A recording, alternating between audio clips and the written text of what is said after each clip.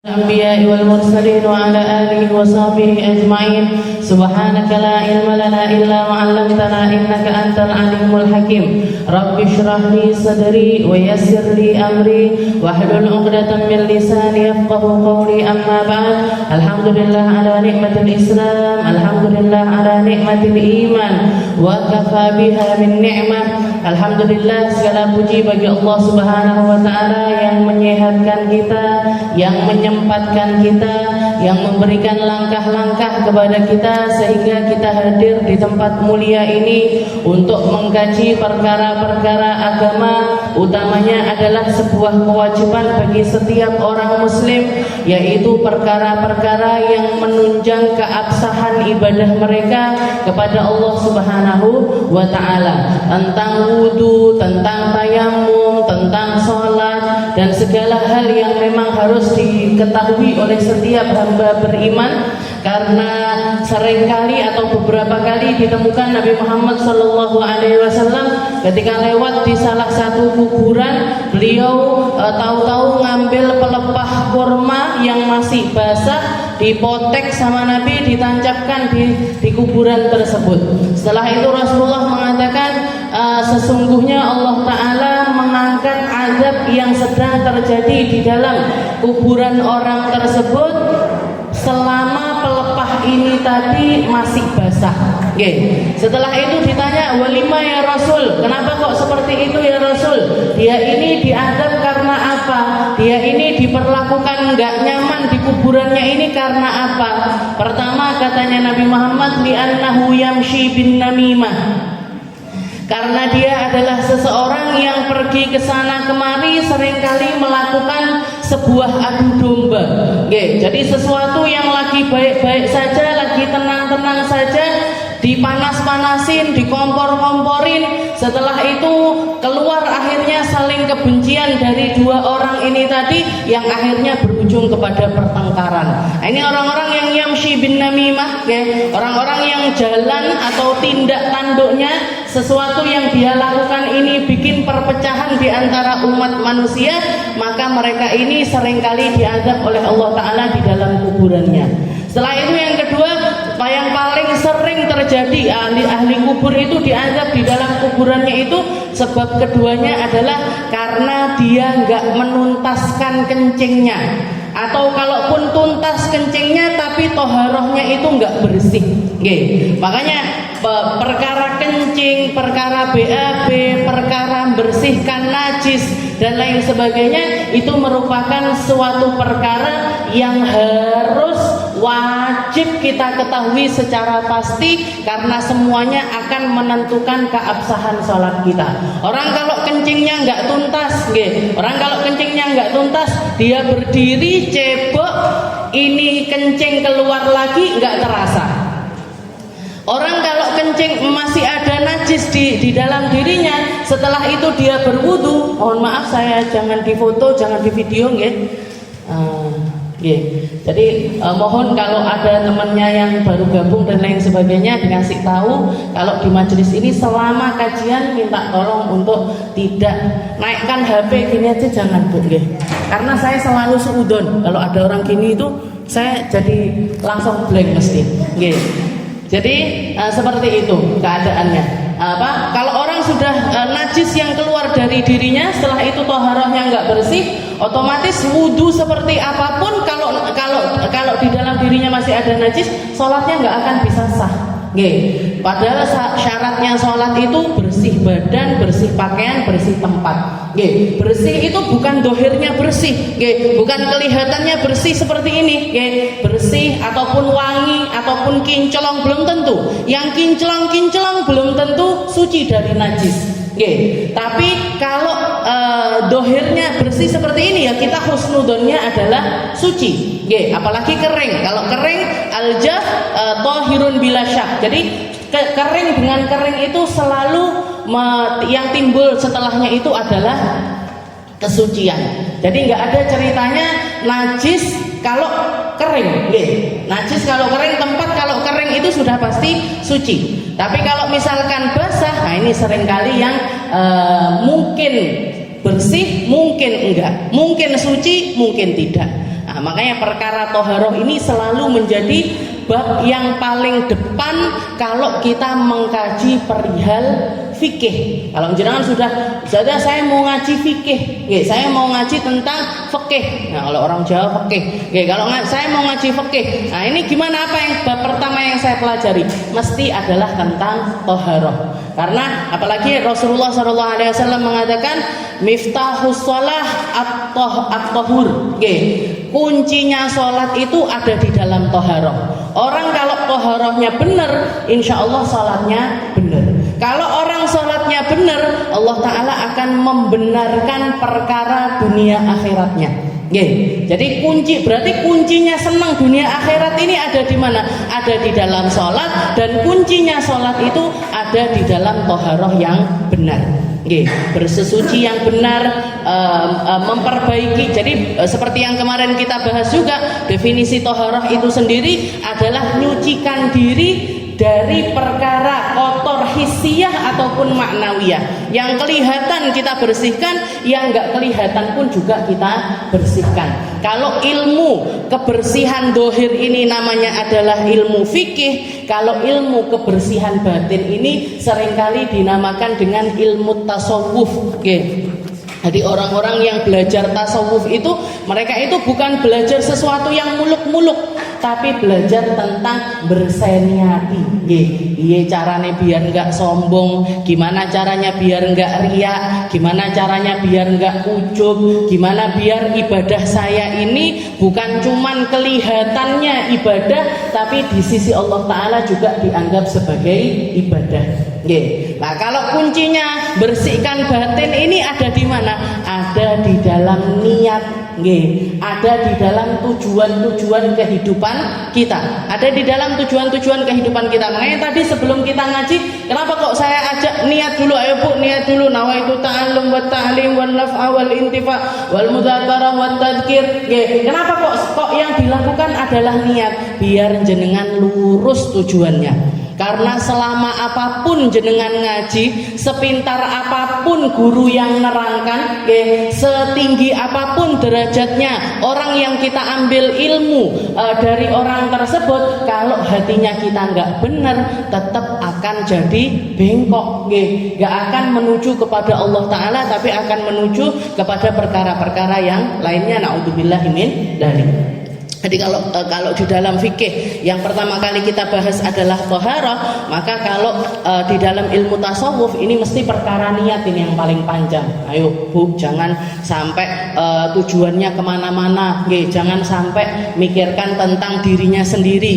Belajar ataupun belajar ngajar, mondokkan anak dan lain sebagainya, nggak usah nyari tujuan-tujuan. Anakku ben dadi ustad, anakku ben dadi ustadzah, nanti anakku biar dihormati orang banyak. Jangan, niatkan melepas kewajiban. Saya nggak bisa ngajarkan anak saya ilmu apa. Saya dulu waktu mondokkan, saya tanya, Bi, kenapa kok saya, Kak Nisma, Dija juga dipondokin? Kenapa kok anak-anaknya Bini semuanya kok dipondokkan? Padahal abah saya nggak pernah mondok.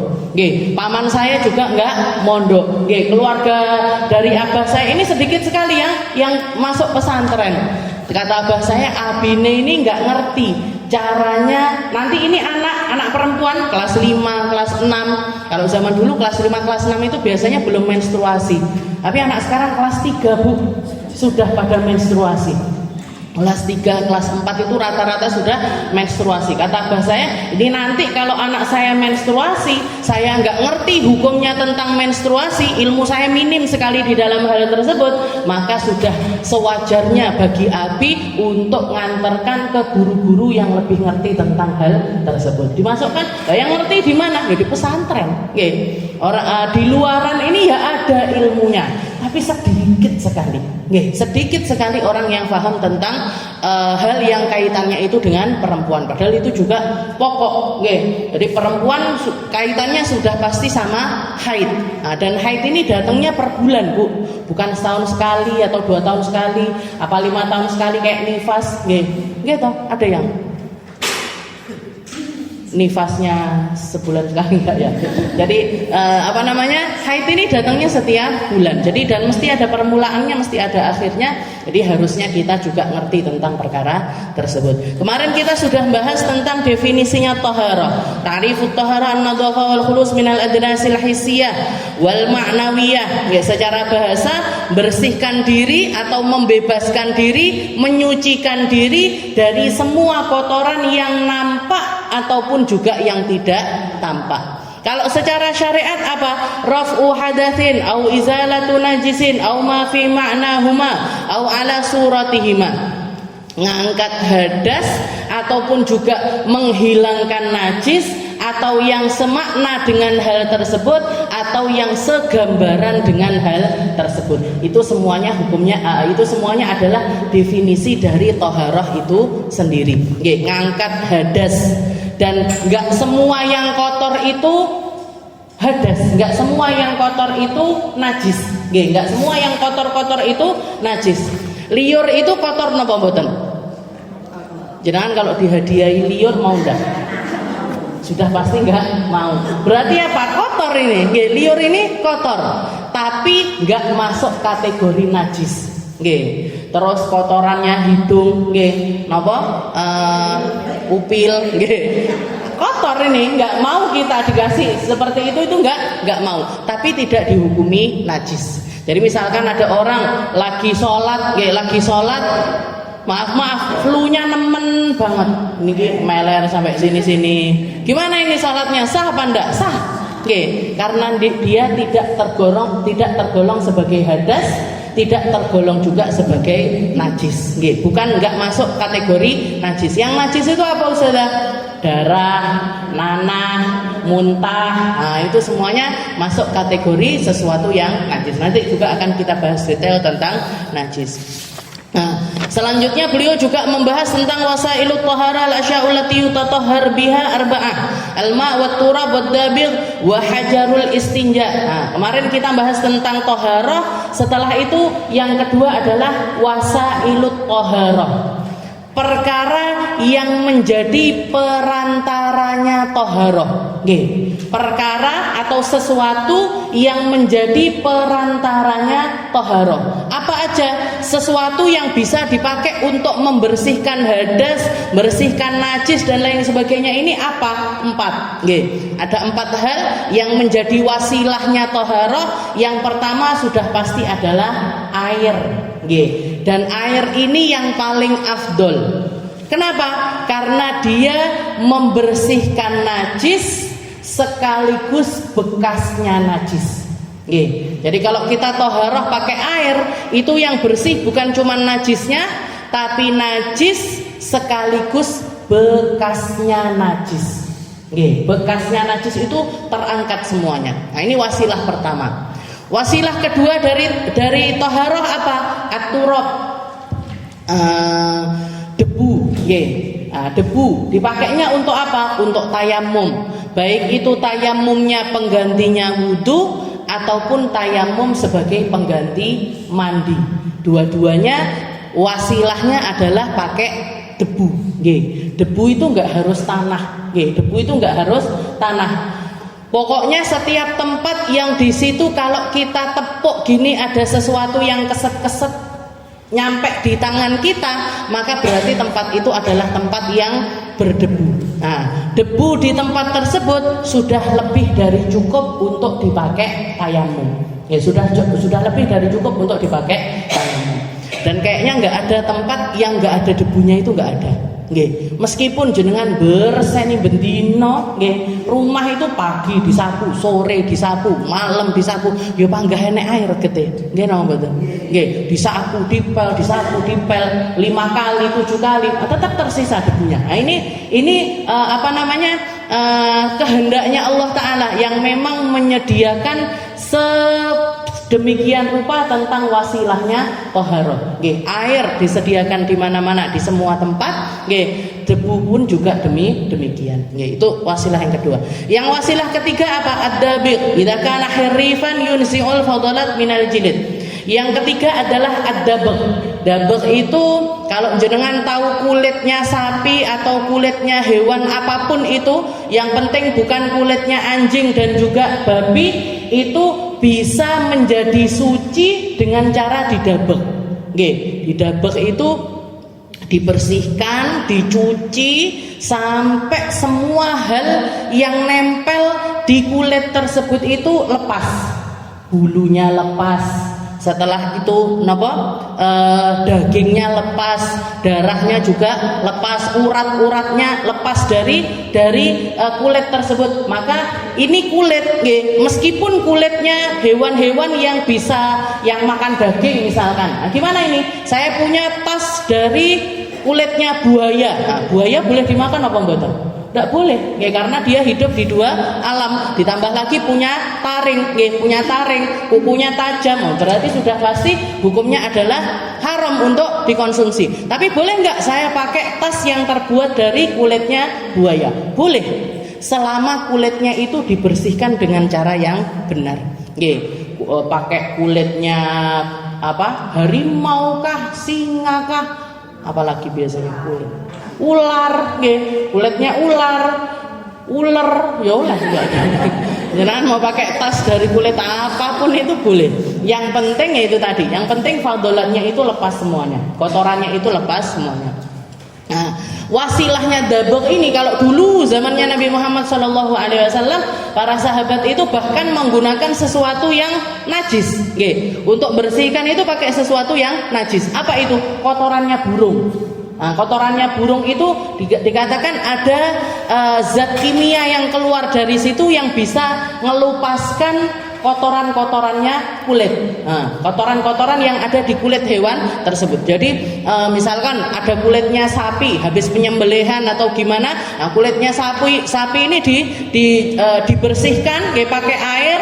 Setelah itu untuk melepaskan kotoran-kotoran atau daging-daging ini tadi, disebari kotorannya burung. Ditunggu sampai dia ini ngelupas. Nah, setelah ngelupas dibersihkan lagi pakai air. Kok dilihat masih ada yang nempel, dibersihkan lagi. Kalau kelihatan sudah bersih, baru bisa dipakai untuk sesuatu yang lain. Dipakai Nabi Muhammad itu dikatakan girbahnya beliau dari kulit sapi atau dari kulit kambing. Girbah itu tempat air minum. Tempat air minumnya Nabi Muhammad itu terbuat dari kulit. Kadang kulit sapi, kadang kulit onta, kadang juga kulitnya kambing. Nah, dan dikatakan kalau tempat minum terbuat dari kulit, itu air yang dimasukkan ke situ itu jadi dingin. Nah, Rasulullah itu salah satu kesukaannya minum pakai air yang keluar dari girbah yang sudah didiamkan semalaman atau sekian lama, karena rasanya itu jadi lebih seger. Zaman dulu tidak ada kulkas. Selain jenengan sekarang gampang, boleh kulkas adem, dimasukkan kulkas dingin. Minum, niatkan ngikuti apa yang dilakukan sama Rasulullah SAW. Salah satu minuman yang disukai Nabi yang keluar dari girbah karena rasanya itu lebih dingin, karena rasanya lebih dingin. Saya nggak seneng air dingin, gimana Ustaz? Ya nggak apa-apa. Jadi seperti itu. Itu namanya ad-dabak. Nah, kalau zaman sekarang sudah macam-macam, diobati, apakan, dikasih zat kimia apapun yang bahkan bisa merontokkan semua kotoran yang nempel di kulit tersebut. Nah, ini semuanya bisa dipakai untuk wasilah dabak ini tadi. Ini namanya adalah ad-dabak. Dan yang keempat, hajarul istinja, atau batu yang dipakai untuk istinja. Nah, ini juga wasilahnya toharoh. Zaman sekarang lebih gampang. Ada yang kalau toilet itu biasanya pakainya adalah tisu. Nah, pakainya tisu. Gimana ini? Sah apa enggak saya istinja pakai tisu? Boleh, sah. Yang penting semua tempat yang kena najis itu terbersihkan dengan benar. Walaupun setelahnya nggak pakai air, tapi tetap seperti yang saya katakan, kalau istinja dengan sesuatu selain air, itu yang dibersihkan najisnya saja, tapi bekasnya najis nggak bersih. Bekasnya najis tetap ada. Yang bisa ngangkat bekasnya najis ini apa? Air. Yang bisa ngangkat bekasnya najis ini cuman air. Tapi kalau bilang sah atau ndak sah, tetap sah. Jadi kalau misalkan kita di tempat yang memang di situ nggak nyediakan air sama sekali, adanya cuman tisu, ya sudah pakai tisu itu, habis itu keluar dari toilet pakai wudhu, dipakai untuk sholat, gimana hukumnya? Sah. Tapi saya yakin orang Indonesia mesti nggak nyaman, nggak nyaman karena kita biasa air banyak di sini. Saya bahkan sampai dengar salah satu petugas haji ataupun petugas umroh itu, yang salah satu yang mereka bilang itu, wes pokoknya hotel ataupun losmen yang didiemin sama orang Indonesia itu yang harus disediakan paling banyak itu air. Mandi yo jebar-jebur, wudu yo jebar-jebur. Ini orang Indonesia. Nah, tapi karena banyaknya air di negeri kita, karena melimpahnya air di negeri kita, kalau ada saat dimana kita nggak nemukan air banyak, biasanya malah bingung. Biasanya jadi bingung. Kalau orang-orang Barat, orang-orang Amerika, orang Eropa biasa air sedikit mereka. Maksudnya mandi itu, jangan kalau ngelihat orang-orang sana mandi itu sehari cuma sekali, sore tok, berangkat kerja lo nggak mandi rata-rata. Bahkan saya punya teman orang Meksiko, orang Inggris, England dulu itu, kalau sudah musim dingin sebulan nggak mandi kuat mereka. Saya pengen nyoba jajal kuat nggak habis, jajal kuat apa enggak saya itu nggak mandi, mentok di seminggu, Bu. Saya pernah nggak mandi itu seminggu. Nah, waktu musim dingin yang memang dingin sekali, itu mentok itu satu minggu. Tidak kuat kalau sampai 1 bulan kayak orang-orang ini tadi. Jadi mereka bener-bener nggak mandi. Tapi wudhu ya, pokoknya kamar mandi ya cuman kencing, setelah bersihkan najis, wudhu, sholat. Tapi nggak mandi. Nggak mandi. Dan itu sesuatu yang biasa buat mereka. Nah, jadi anak api wong Indonesia, resian. Hajarul istinja idza kana qali'an jamidan tahiran ghaira muhtaram. Tapi kalau hajar ini tadi, sesuatu yang dipakai untuk membersihkan najis selain air, itu ada syaratnya sendiri. Syaratnya adalah qali'an, bisa ngangkat najisnya.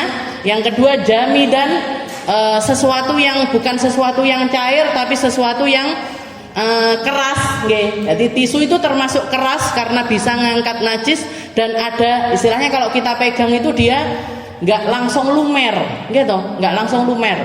Nah ini kalau ada sesuatu yang jenengan istinja pakai selain misalkan, nah ini nggak sah. Pakai selain, tahu nggak selain? Mainannya anak kecil itu, nah ini kan lumer gitu, maka nggak sah untuk dipakai istinja. Setelah itu tohiron, nah yang dipakai juga harus suci. Gak boleh sesuatu yang sudah dipakai orang lain, tisunya orang misalkan, bekasnya orang pakai istinja dipakai lagi, nggak bisa. Jadi harus suci.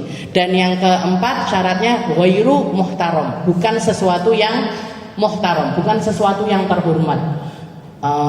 Misalkan sesuatu yang terhormat itu pakai kertas buku pelajaran, nah nggak boleh.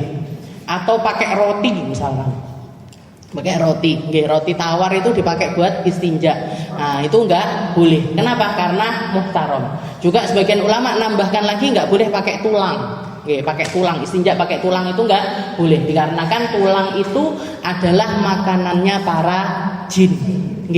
Jadi jin itu dikasih sama Allah Ta'ala, mereka itu makanan sebagaimana manusia ini makan.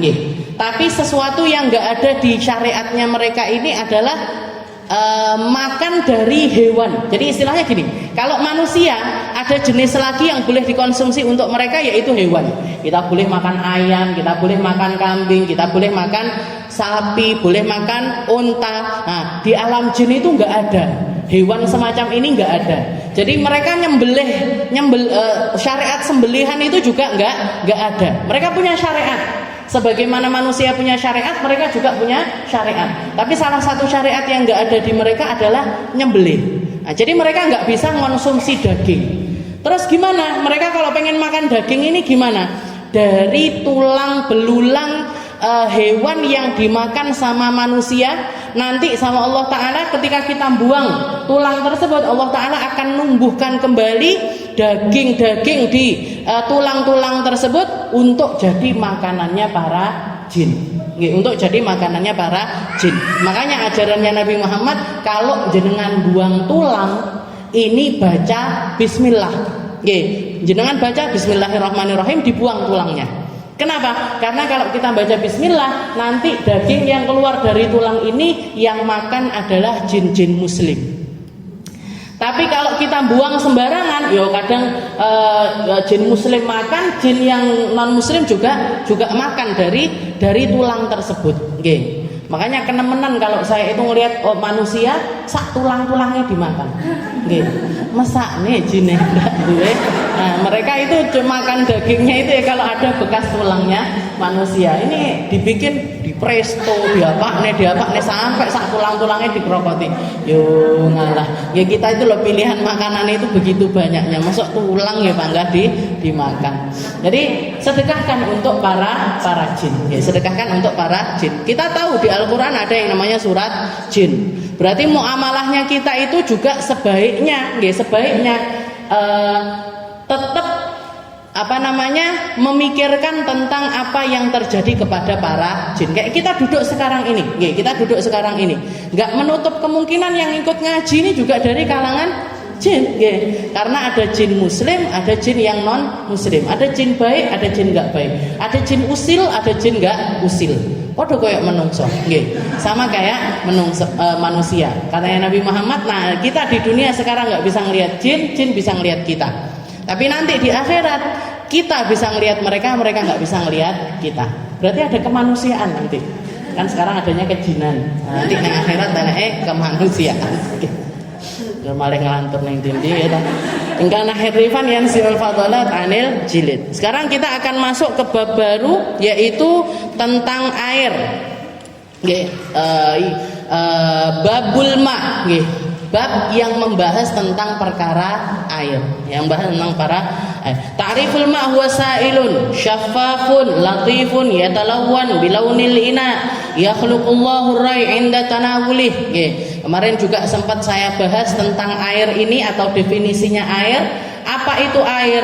Air itu adalah sailun, sesuatu yang mengalir, syafafun, yang transparan, sesuatu yang mengalir dan juga transparan, latifun, lembut, sesuatu yang lembut, yatalawwan bilaunil ina, dia akan menyesuaikan dengan tempatnya. Ditaruh gelas bentuknya kayak gelas, ditaruh botol dia akan ngikuti bentuknya botol. Yakhluqullahu rai 'inda tanawulih, dibikin sama Allah Ta'ala ini segar ketika kita mengkonsumsinya. Ini hadiah dari Allah Ta'ala untuk umat manusia. Dipakai minum bisa, dipakai bersih-bersih bisa, dipakai wudhu, dipakai yang lainnya juga bisa. Dan salah satu hadiahnya Allah Ta'ala untuk umatnya Nabi Muhammad Sallallahu Alaihi Wasallam, baju kita yang terkena najis, itu kalau dibersihkan dengan air secara benar, maka dia akan kembali menjadi suci. Kalau umat-umat yang terdahulu, kalau baju mereka atau kasur mereka, pokoknya kainnya mereka kena najis, gak ada wasilah untuk bersihkan. Berarti gimana? Dibuang. Nah, makanya salah satu hal yang kita lihat di umat-umat yang lain, bahkan sampai sekarang masih tersisa tentang syariat tersebut, orang-orang non muslim itu nggak ada ceritanya di antara mereka itu nyuceni najis, mensucikan najis itu nggak ada. Dan mereka nggak bisa ibadah kecuali di tempat ibadah mereka. Orang Kristen mau sembahyang ya ke gereja.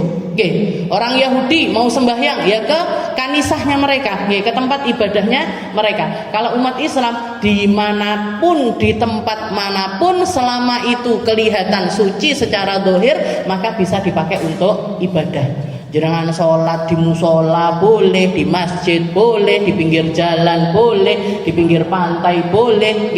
Cuman ada beberapa tempat yang dimakruhkan untuk dipakai sholat, kayak kuburan, makruh hukumnya sholat di situ.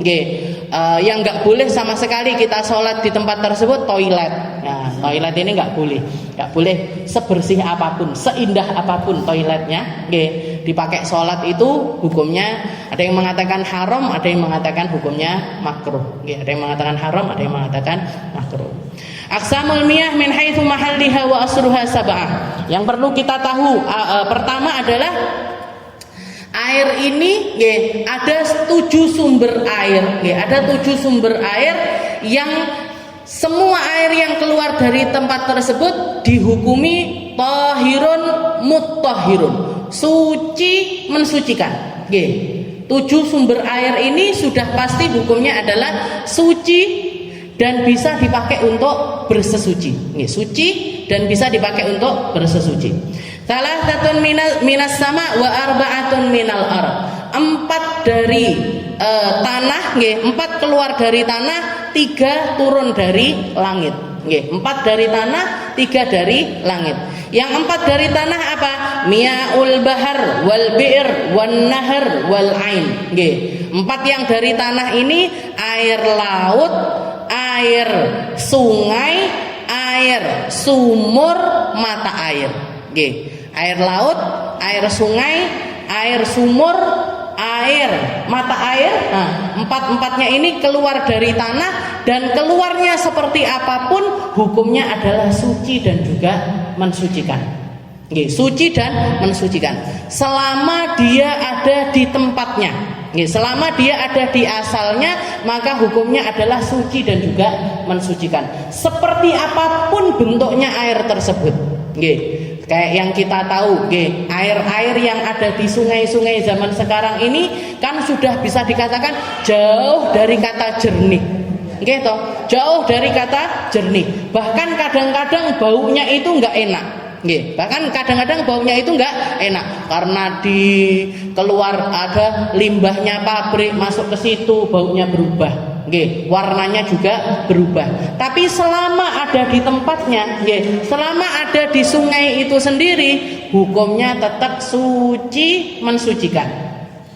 Hukumnya tetap suci dan bisa dipakai untuk bersesuci. Dipakai cebok boleh, dipakai nyucikan najis boleh, dipakai wudhu boleh, dipakai mandi pun juga boleh. Selama ada di tempatnya. Air laut, air laut gimana ini? Pakai air laut buat wudhu boleh apa enggak? Boleh. Jadi air laut, air sungai, air sumur. Ada orang ngebor sumur, keluar air, keluar air. Tapi airnya masih kotor sekali, karena baru dikeluarin warnanya hitam misalkan. Gimana? Saya wudhu pakai air ini boleh apa enggak? Boleh. Jadi 4 air ini yang dari tanah ini selalu suci bagaimanapun bentuk keluarnya, warnanya seperti apapun, baunya seperti apapun, hukumnya tetap suci mensucikan. Kalau yang dari langit apa? Miyahul matar wasalaj wal barat. Yang dari langit ada air hujan, ada air embun, ada air embun, dan yang terakhir adalah air salju. Jadi salju itu yang keluar, tapi pas nggak bentuk salju. Ketika dia sudah jadi air, dipakai untuk wudhu, dipakai untuk bersesuci, hukumnya adalah sah. Air laut, air hujan, air salju, air embun. Nah, jadi jenengan misalkan naruh ember di luaran, kalau setiap pagi itu kan biasanya ada kayak embun seperti itu. Nah, dikumpulkan sampai banyak. Nah, setelah itu dipakai untuk wudhu, dipakai untuk yang lainnya boleh. 3 dari langit, 4 dari bumi. Ini 7-7-nya hukumnya tahirun mutahhirun. Jadi kalau dibilangnya itu biasanya 7-7-nya ini namanya air mutlak. Air mutlak ini apa? Air yang sudah pasti suci dan mensucikan. Seperti apapun bentuknya mereka. Itu dari segi tempat keluarnya, mahalluha wa asluha. Wa aqsamul miyah min haitsul hukum. Kalau dari segi hukumnya, kalau dari segi hukum air itu terbagi menjadi 3 golongan. Biar agak cepat dan jenengan cepat tapi paham. Cepat tak paham angel. Secara asal seperti tadi ada 7 macam air. Tapi kalau secara hukum, secara hukum air itu ada namanya air tohur. Air tohur ini apa? Suci, mensucikan. Suci, mensucikan. Yang kedua ada air tahirun ghairu mutahhir. Air suci tapi tidak mensucikan.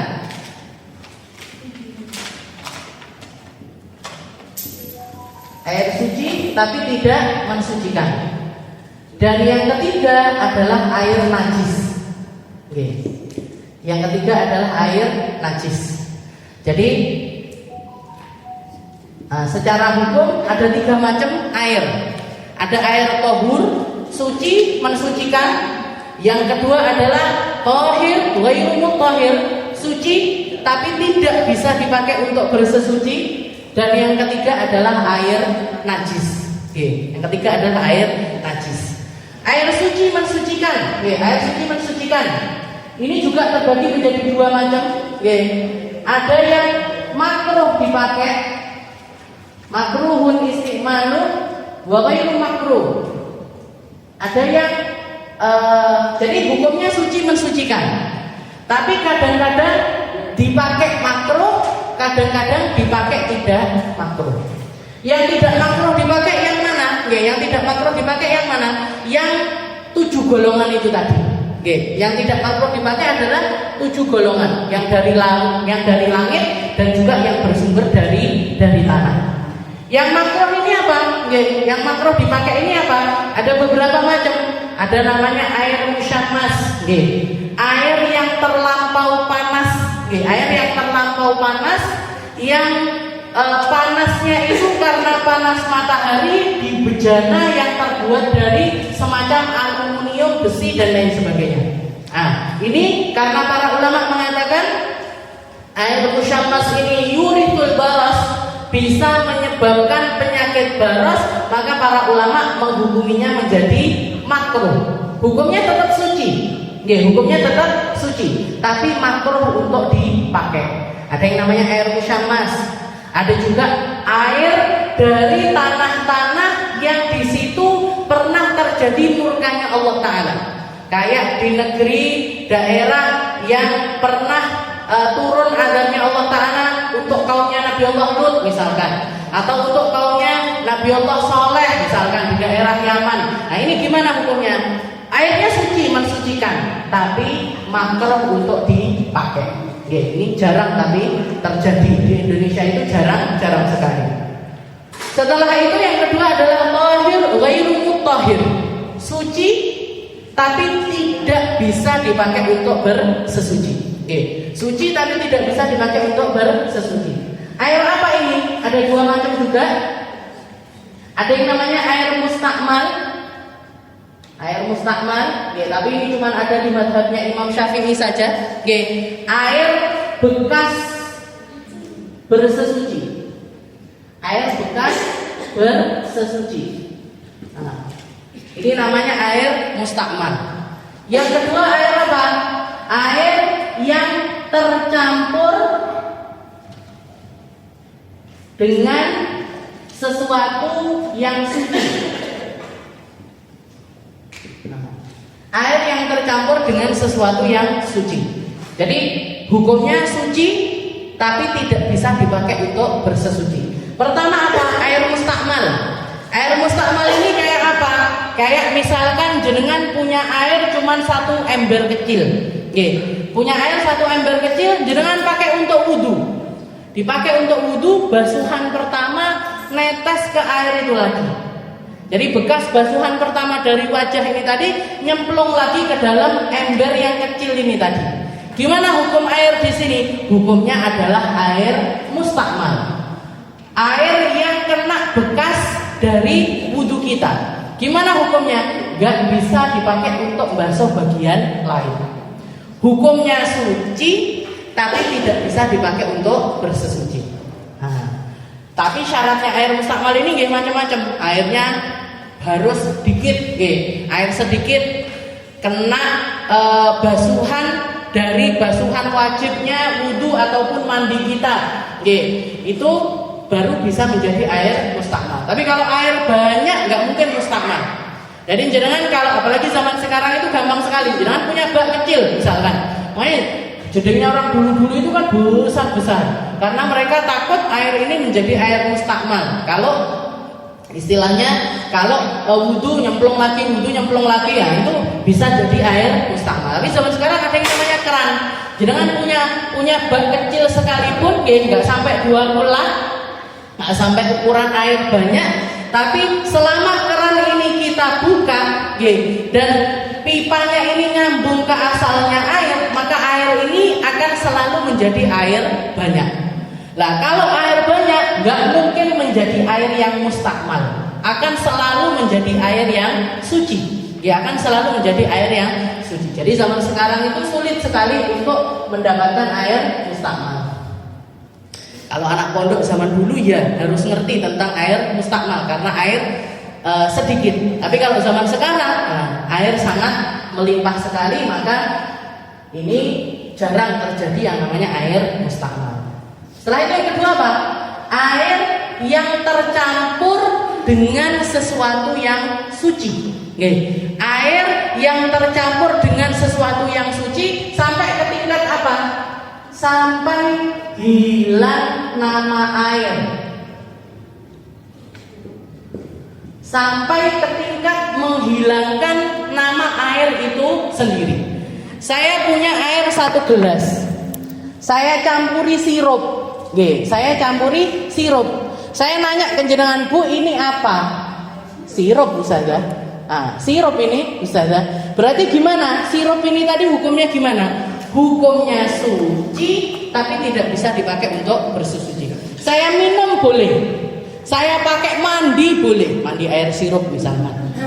Orang sekarang senangannya mandi coklat lah, mandi susu lah, mandi apa? Kopi, mandi kopi, mandi teh, dan lain sebagainya. Gimana hukumnya? Sah-sah saja, sah-sah saja.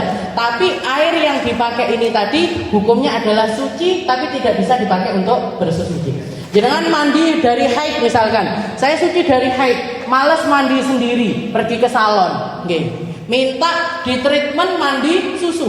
Jangan masuk ke bak susu sambil niat nawaitul ghusla li raf'il hadatsil akbar fardan lillahi ta'ala. Ya Allah, saya niat ngangkat hadas besar saya. Gimana hukumnya? Enggak sah. Kenapa? Karena yang dipakai adalah air susu. Air susu ini hukumnya apa? Suci. Mau jenengan pakai mandi, raut, maskeran silahkan. Tapi nggak bisa dipakai untuk mensucikan. Nggak bisa ngangkat hadas kecil, nggak bisa ngangkat hadas besar, nggak bisa dipakai untuk mensucikan najis. Jadi sampai tingkat apa? Sampai hilang nama air itu sendiri. Jenengan punya bak mandi besar misalkan. Jenengan punya bak mandi besar, nggak sengaja kecemplungan sabun.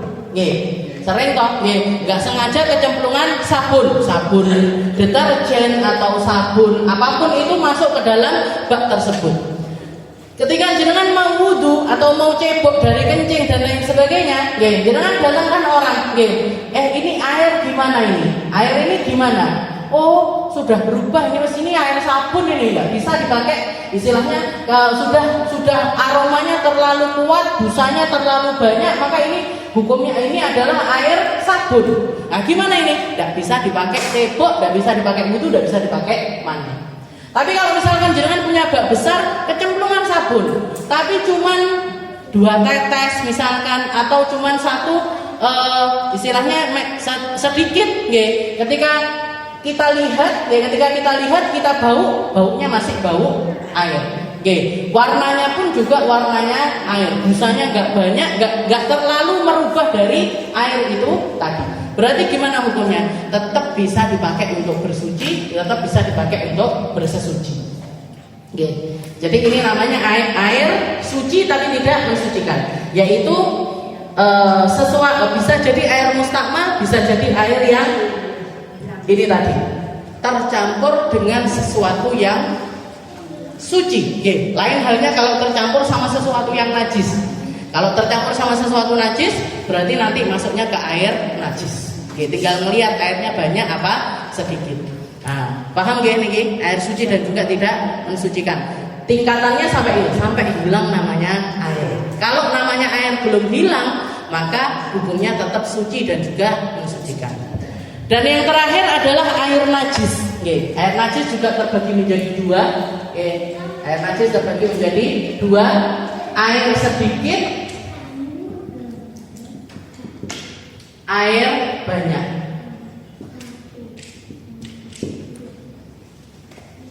Air sedikit seberapa? Di bawah 2 kullah. Di bawah 2 kullah. 2 kullah itu adalah bejana yang tempat atau bak mandi atau kotaan tempat air yang panjangnya, lebarnya dan juga tingginya itu kurang dari 60 cm. Jadi kotaan nggih. Nah, ini nggih gambarnya. Pokoknya tingginya nggih, lebarnya nggih, tingginya dia, lebarnya dia dan dalamnya ini tadi nggih, itu 60 kali 60 kali 60. Nah, ini berarti dia adalah air 2 kullah. Kalau ukuran bak mandinya jenengan lebih dari ini, berarti airnya masuk air banyak. Kalau kurang dari ini, berarti masuknya air sedikit. Kalau dia penuh, berarti masuknya kurang dari 2 kullah. Nah, air sedikit ini gimana hukumnya? Ya, air sedikit ini seperti apa hukumnya? Air sedikit ini, kalau kita punya air sedikit, kecemplungan najis, kemasukan najis, mau itu najis besar ataupun najis kecil, najis sedikit-sedikit sekalipun, hukumnya adalah najis walaupun tidak berubah. Jadi kalau ada bak mandi kecil, bak mandi kecil, orang zaman dulu itu sukanya bak mandinya dicemplungi ikan, gitu, biar makan jentik-jentik dan lain sebagainya. Padahal ikan itu otomatis dia makan, otomatis dia BAB, BAB itu pasti. Kalau kencing saya nggak ngerti, nggak pernah saya ngeliat ikan kencing. Tapi yang pasti adalah BAB, kelihatan najisnya. Nah ini gimana? Kalau bak kita kecil, kita masukin ikan dan ikannya itu keluar kotoran, maka hukumnya langsung menjadi najis. Walaupun nggak berubah sama sekali, walaupun nggak berubah sama sekali. Kita punya air 1 gelas, air 1 gelas ini kan berarti sudah pasti sedikit, sudah pasti sedikit. Kebuka, misalkan lagi dibuka, tahu-tahu ada nyamuk masuk misalkan, nyamuk masuk, tenggelam, meninggal di sini, jadi jenazah di dalam botol. Gimana ini hukum airnya ini tadi hukumnya gimana? Najis. Hukumnya adalah najis, meskipun nggak berubah sama sekali. Meskipun baunya nggak berubah, rasanya nggak berubah, semuanya nggak berubah, tapi hukumnya menjadi najis. Jadi air sedikit, dan ini juga hukum ini semuanya berlaku untuk al-ma'iat. Untuk semua benda cair itu hukumnya sama. Minyak goreng kah, minyak zaitun kah, minyak gosoknya jenengan, jenengan punya minyak gosok apa gitu kecemplungan najis, kalau dia sedikit kurang dari 2 kullah kecemplungan najis, langsung hukumnya menjadi najis. Langsung hukumnya menjadi najis. Jenengan masak rawon misalnya, rawon sepanci, nggak banyak, sepanci buat keluarga aja. Ditinggal pergi, tahu-tahu ada cecak masuk ke situ nyemplung. Nah, gimana nih? Melok ke godok. Jadi cecaknya ini ikut ke godok. Gimana hukum rawonnya ini tadi? Hukumnya menjadi najis. Hukumnya menjadi najis. Ini madhabnya Imam Syafi'i. Kalau ke madhab yang lain, Imam Hanafi mengatakan enggak ada bedanya antara air sedikit dan air banyak. Yang menjadikan air itu najis adalah ketika merubah rasa, aroma dan juga warna. Kalau merubah ada sesuatu sesuatu yang berubah di situ, walaupun cuma sedikit, maka hukumnya najis. Kalau enggak, maka hukumnya tidak najis. Itu menurut madhab yang lain. Tapi madhabnya Imam Syafi'i, kalau air sedikit kena najis, langsung menjadi najis. Nah, kalau kita mau ngambil tapi mau bazir usada ini sak panci kadung masak, masuk diambil cecaknya toh apa enggak boleh misalkan. Kalau jadi cecaknya aja dikeluarin, habis itu dimakan lagi apa enggak boleh? Boleh diikuti madhabnya Imam Hanafi yang membolehkan tentang perkara tersebut. Yang penting kolon. Dan keluarganya habis selesai makan itu baru diomong, makan cemplungan cerita. Jadi ini, kalau air sedikit sebuah 2 gula, ini kemasukan najis, berubah nggak berubah langsung menjadi najis. Berubah nggak berubah langsung menjadi najis. Tapi kalau air banyak ini seberapa ya tadi? Di atas 2 gula. Kalau di atas 2 gula, maka dia hanya akan menjadi najis ketika 3 sifatnya berubah. Ketika 3 sifatnya air ini berubah. Apa sifatnya air? Rasa, warna, aroma. Rasa, aroma, dan juga warna. Berubah sedikit aja, maka hukumnya menjadi najis. Jadi air banyak itu la yunajjisuhu syai', katanya Nabi Muhammad, tidak akan menjadi najis kecuali idza taghayyara ta'muhu au launuhu au rihuhu. Kecuali kalau berubah rasanya, warnanya ataupun baunya. Ini tentang perkara air. Tentang perkara air. Jadi ada air suci mensucikan. Jangan kalau ketemu air suci mensucikan, maka datang masuk waktu sholat wajib bersesuci dengan air yang tohurin. Yang pertama harus dicari adalah air tohur yang suci dan juga mensucikan. Yang paling suci yang mana? Yang ini tadi. Yang ghairu makruh istimalu, yaitu 7 golongan, yang dari langit dan juga yang dari bumi. Yang dari langit ataupun yang dari bumi. Yang makruh gimana? Yang makruh ini jarang terjadi. Ada yang namanya air musyammas. Ada juga air dari tempat-tempat yang pernah dimurkai oleh Allah Subhanahu wa taala. Setelah itu ada air thahir ghairu mutahhir, air suci tapi tidak bisa dipakai untuk bersesuci. Dipakai untuk yang lain boleh. Jenengan ngopi diminum boleh.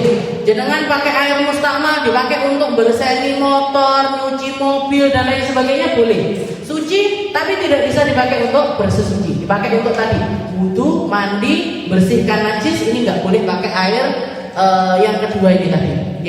Dan ada 2 golongan, ada yang namanya air mustakmal, air bekas pakai, air bekas pakai, tapi syaratnya airnya harus banyak dan bekas dari basuhan yang wajib.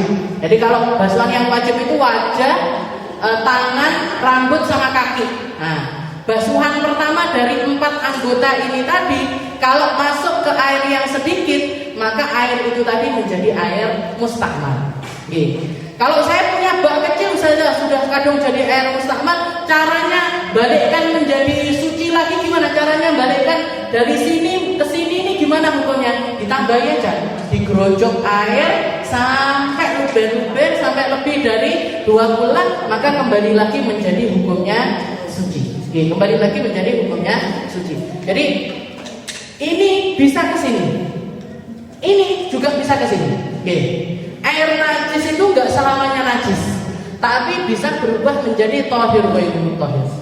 Air thahir ghairu mutahhir juga bisa berubah menuju air tahur. Dengan cara apa? Dengan cara ditambahi. Jadi najisnya dikeluarkan, kalau memang ada najisnya dikeluarkan, terus enggak perlu langsung dibuang airnya, enggak perlu. Tapi digerojok air sampai menjadi lebih dari 2 bulan. Kalau airnya itu asalnya najis, maka rasa, warna, aroma ini harus balik lagi ke sifatnya air. Baru dia berubah menjadi air thahir ghairu mutahhir atau air tahur. Jadi ada air mustakmal. Dan yang kedua adalah air yang tercampur dengan sesuatu yang suci. Yes, dengan sesuatu yang suci. Nah, kalau sesuatu yang najis hukumnya najis. Kalau sesuatu yang suci hukumnya suci.